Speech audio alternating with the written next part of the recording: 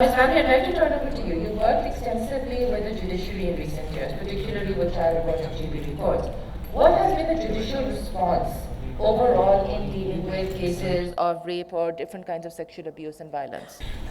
Well, the judiciary in Pakistan has had quite an open response to the issue. I think they have actually heard the public outcry related to this issue of sexual violence, and have decided to go beyond the hearing and to take into consideration, which I think is quite an amazing feat actually, the recommendation of the experts on the topic. So what the judiciary has done through the National Judicial Policy Making Committee, that they have decided to set up gender-based violence courts in each district.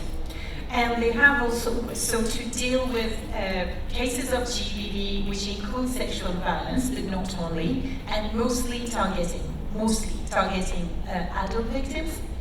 Whereas the judiciary for children have decided to pilot in each, that was the initial plan, main capital of each province, a child court, where cases where children in conflict, which means accused of a crime, or in contact with the law, which means victim or witness to such crime, could avail a more sensitive justice. Concretely speaking, this translated, and I'll start with the child courts, into transforming a space, an already existing space, where the child could wait and give his or her statement away from the accused, and where the judicial team, the prosecution, as well as the lawyers would be specifically trained on child-sensitive procedures, as well as what we call forensic communication. We know that one of the main reasons for not giving the best evidence is the trauma and the secondary victimization that children, women, and any victim of sexual violence, to be honest,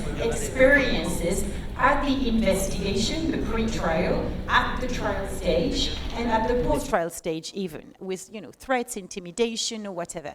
So the judiciary has taken action to change the setup, change mindset, and in addition to establishing those child courts or GBV courts, they have also launched a massive capacity building program. I insist on the fact that it's not only training, but capacity building, because there was a need assessment. The modules that are developed are very much based on what is needed. They also are tuned and adjusted to the specific needs of the judicial teams, and they're also monitored.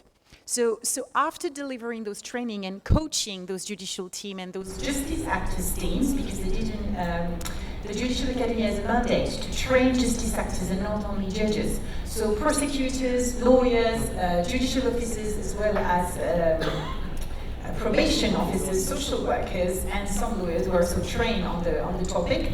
And by collecting some data, we could look at what was working, identifying the best practices, but also identifying the improving areas, and then going further. So I'll just close there in the sense that it's work in progress.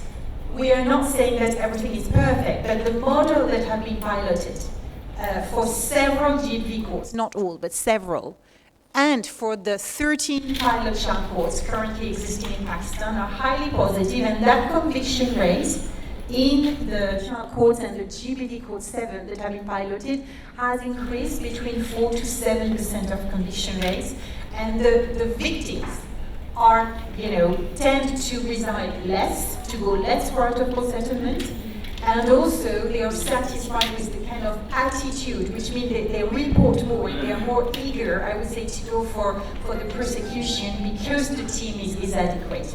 And that has been, I just wanted to point out, because Rim is here, that this child court establishment by Pakistan and the data monitoring of those courts has been identified by the Special Rapporteur to Violence Against Children as an example of good practice, and by the World Organization Against Torture as one of the good practices in the world.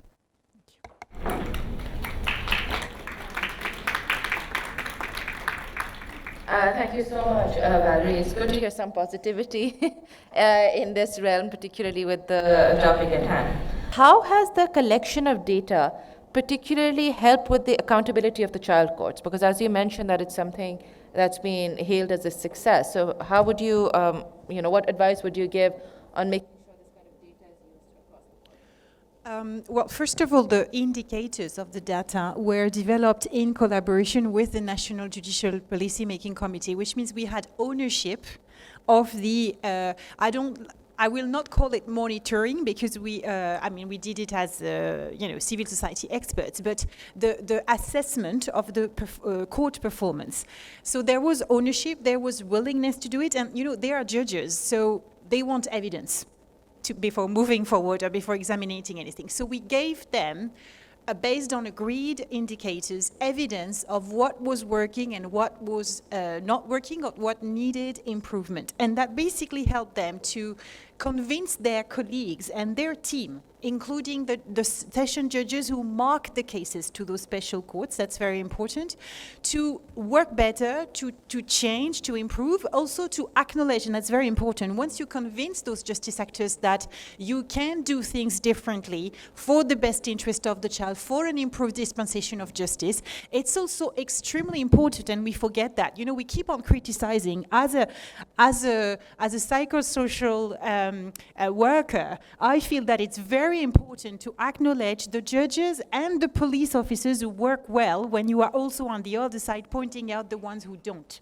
So that data allowed us to say, well, you're doing a fabulous job, let's continue, this is what we need to do better. And also it was used by the judiciary to convince the government to allocate additional resources to establish, to upscale those functioning models. I think the challenge we're going to have now, in terms of accountability, the law provide an oversight committee with a lot of civil society experts. But what we need to ensure is that the model that have been proven working better or efficient are upscaled, are monitored, are documented, are shared, and that this upscaling is also it's not always additional resource